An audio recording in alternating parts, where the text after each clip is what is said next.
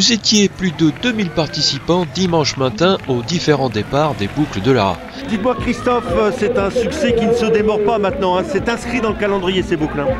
C'est une grande classique des courses de la région, c'est la 23e édition et nous sommes assez heureux parce que malgré des conditions qui n'étaient pas très engageantes cette semaine, on a dépassé la barre des 2000 inscrits, ce qui est une réelle performance pour cette manifestation. Un bon plateau de coureurs, 282 sur la ligne de départ. C'est parti pour le 10 km.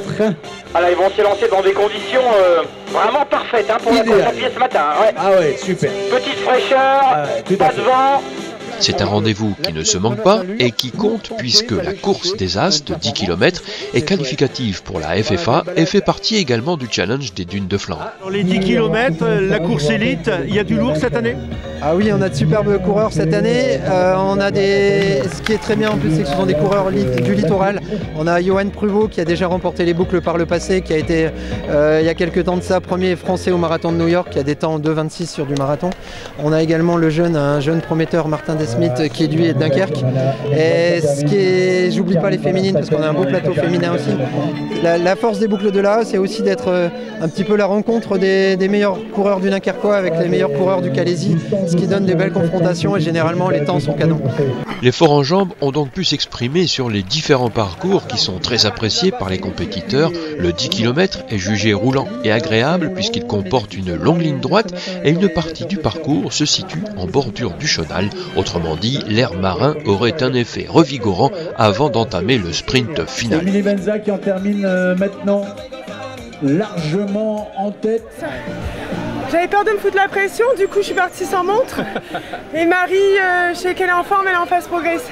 Elle progresse actuellement, donc c'était bien de la sentir me chatouiller à l'arrière pour dire que je vais me booster parce que j'ai tendance à m'endormir. Comme je vois que j'ai du train, que j'ai un peu d'avance, et mon gros problème c'est que je laisse un petit peu sous le pied et puis je travaille pas quoi. Donc là génial, et puis le temps était génial. On a toujours peur le long du chenal de se retrouver le vent de face. Et là c'était un petit peu au niveau de la plage, mais vu qu'il y a des relances, ça passe inaperçu en fait et c'était génial. Et mon graveling c'est une course à faire de toute façon si on veut faire un chrono. Le 5 km 7, qui met moins la pression sur les compétiteurs, se court en partie dans les remparts de la ville. C'est donc un peu à une promenade sportive que sont conviés les coureurs qui peuvent apprécier la beauté du site fortifié.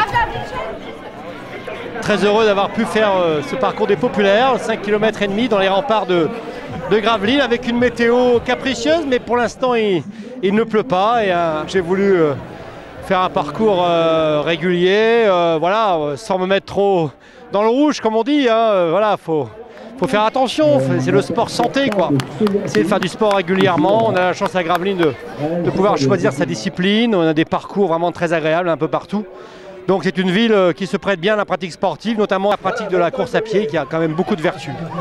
Les enfants ne sont pas en reste, 2 départs sont organisés en fonction de leur classe d'âge, les plus jeunes étant entourés de leurs héros, héroïnes et mascottes préférés. Même Mario le plombier sort de ses arcades pour les encourager avec sa marionnette. Premier magistrat de la ville, Bertrand Ringot. Qu'est-ce que vous inspire cette édition 2019? Beaucoup de monde, encore une réussite hein. Plus de 2000 participants, malgré une météo un peu plus difficile que les autres années. Un parcours comme d'habitude bien jalonné, très bien organisé. Bravo, hein, bravo au service des sports, bravo à Courir à Gravelines, bravo à l'élan 59 Gravelines Dunkerque. On a vraiment une bonne équipe de bénévoles et on est bien rodés.